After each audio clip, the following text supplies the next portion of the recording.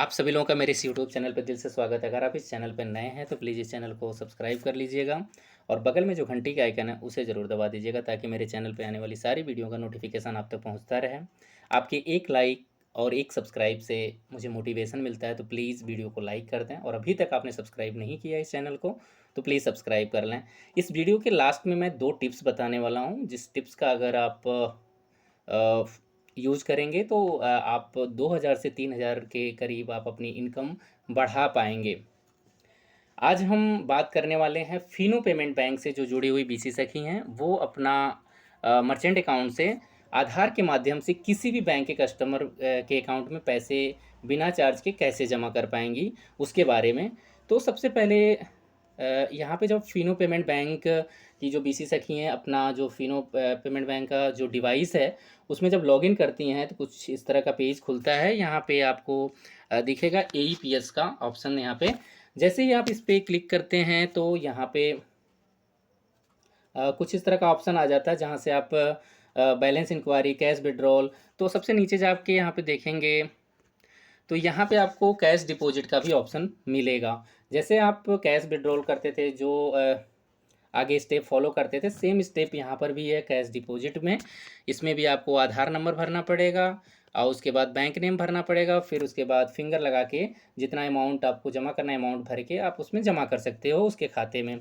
लेकिन यहाँ पे देखो, यहाँ पे सारे बैंकों की लिस्ट आ जाती है। जैसे आगे जाओगे प्रोसेस करोगे तो उनमें जो भी बैंक होंगे उस सारे बैंकों की लिस्ट आ जाएगी।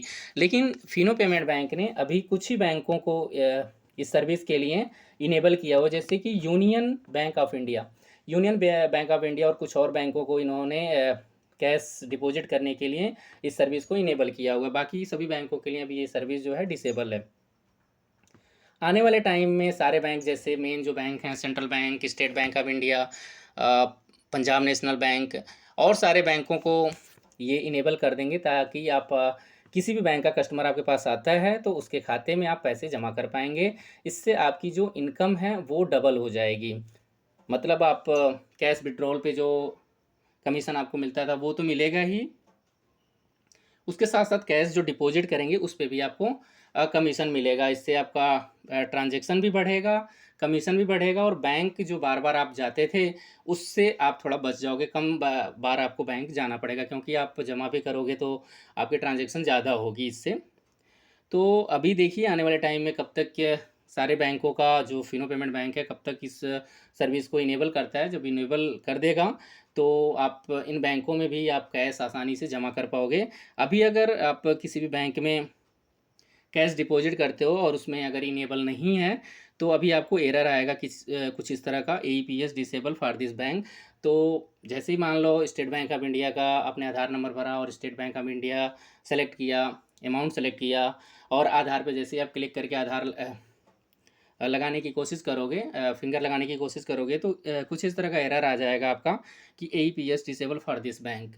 मतलब अभी फिनो पेमेंट बैंक ने इनेबल नहीं किया हुआ है इस सर्विस को। जैसे वो इनेबल करेगा किसी भी बैंक से आप आसानी से विड्रॉ कर पाओगे, डिपॉजिट कर पाओगे किसी भी बैंक में, आप कैश डिपॉजिट कर पाओगे। जैसा कि मैंने स्टार्टिंग में आपको बोला था कि मैं लास्ट में, वीडियो के लास्ट में 2 टिप्स बताऊंगा जिससे कि आप आसानी से 2 से 3000 रुपये अपनी इनकम बढ़ा पाओगे। तो सबसे जो पहला टिप्स है वो ये है कि अगर आप फिनो पेमेंट बैंक से जुड़ी हुई बीसी सखी हैं तो सब लोग जानते होंगे कि जो फिनो पेमेंट बैंक का जो ब्रांच है वो सभी बीसी सखी के गांव से नज़दीक नहीं होगा। बहुत सारे होंगे जो दूर होंगे, जो डायरेक्ट जो है मर्चेंट अकाउंट से पैसे नहीं ले पा रहे होंगे। उन्हें या तो सेविंग अकाउंट से या करंट अकाउंट से पैसे निकालने पड़ रहे होंगे। तो सेविंग से अगर वो कर रहे हैं तो ज़्यादा 4 से ज़्यादा ट्रांजैक्शन वो नहीं कर पा रहे होंगे। इससे उनको मजबूरी है कि वो करंट अकाउंट उनको खुलवाना पड़ रहा होगा, करंट अकाउंट किसी और बैंक में लेटर के माध्यम, लेटर दे के करंट अकाउंट खुलवा के और वहाँ से वो अपना विड्रॉ करके लाते होंगे और अपना अपने गांव में ट्रांजैक्शन करते होंगे। तो मैं एडवाइस करूँगा कि उस करंट अकाउंट पे, जिस भी बैंक में आपने करंट अकाउंट खोला है, उस पे आप एक डेबिट कार्ड बनवा लो। उस डेबिट कार्ड में क्या है कि जितने भी सरकारी बैंक हैं 40,000 पर डे की लिमिट होती है उसकी, एटीएम की। और साल में आपको 2 से 250 रुपये के करीब आपको चार्ज देना पड़ेगा उस एटीएम का। उससे माइक्रो एटीएम में क्या है कि अभी आपके पास जो माइक्रो एटीएम है जिससे आप विड्रॉ करते हो एटीएम के माध्यम से, उसमें मैक्सिमम 10,000 तो विड्रॉ हो जाता है। तो आप अपने ही एटीएम से और अपने ही बैंक से उससे अगर विड्रॉ करते हो, 4 से 5 ट्रांज़ैक्शन 10,000 तक का करते हो, तो अगर हम ₹20 मिनिमम मानते हैं पर डे का, 30 दिन अगर आप ₹20 पर डे अपने ही कार्ड से विड्रॉ करके कमीशन लेते हो, ₹20 पर डे अगर आपकी इनकम होती है, तो 30 दिन में आप ₹600 अपने ही खाते से विड्रॉ करके ₹600 के करीब कमीशन बना लोगे, अगर एक एटीएम कार्ड आपने करंट अकाउंट पे इशू करा लिया तो। और दूसरा चीज़ ये, जब मैंने बैंक वालों से बात की थी तो उन्होंने, जैसे कि अभी आप सबको पता होगा कि 1 करोड़ तक का जो विड्रॉल है बैंक से, वो तो बिना टीडीएस के आपका हो जाता है। लेकिन जैसे ही 1 करोड़ की लिमिट पूरी होती है, उसके ऊपर आपका टीडीएस कटना शुरू हो जाता है। तो इसके डर के मारे 1 करोड़ से ऊपर विड्रॉ करना नहीं चाहेंगे विशेषज्ञ, ताकि वो टीडीएस से बच सकें। आने वाले टाइम में इस लिमिट को हो सकता है शायद बढ़ाई जाए, लेकिन अभी नहीं है। अभी आपको टीडीएस कटेगा ही अगर आप 1 करोड़ से ऊपर एक फाइनेंशियल ईयर में 1 करोड़ से ऊपर अगर आप विड्रॉ करते हैं या डिपॉजिट करते हैं, तो आपका टीडीएस कटेगा। तो इस तरह से अगर फिर मैंने जब बैंक में बात की तो उन्होंने ये कहा कि इनका जो फिनो पेमेंट बैंक है उनका माइक्रो फाइनेंस कंपनी से टाई अप है।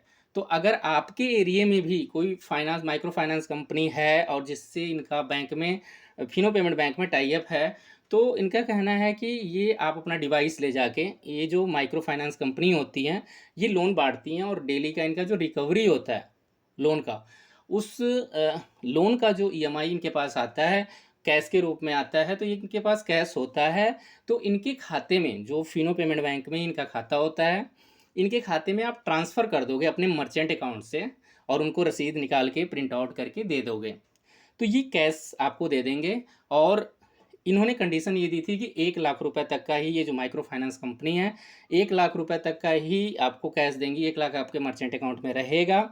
तभी आपके खाते में तभी वो आपके खाते से जो है उस माइक्रो फाइनेंस कंपनी का जो बैंक अकाउंट है फिनो में, उसमें ट्रांसफ़र होगा और वो आपको 1 लाख रुपए कैश देंगे। 1 लाख से नीचे है तो माइक्रो फाइनेंस कंपनी आपको कैश नहीं देगी। इसके लिए यही की कंडीशन है कि आपके अपने पास से कुछ पैसा मिला के अपना जो कैपिटल, अपना जो पूँजी है उसको 1 लाख रुपए तक करना पड़ेगा। इससे जैसे ही आप उनको उनके खाते में, अपने जैसे आप विड्रॉ करके अपने गाँव में विड्रॉ किया 1 लाख रुपए और आपके मर्चेंट अकाउंट में 1 लाख रुपए आ चुका है, तो वो 1 लाख रुपए माइक्रो फाइनेंस कंपनी के अकाउंट में आप ट्रांसफ़र कर दोगे और 1 लाख रुपए उनसे कैश ले लोगे।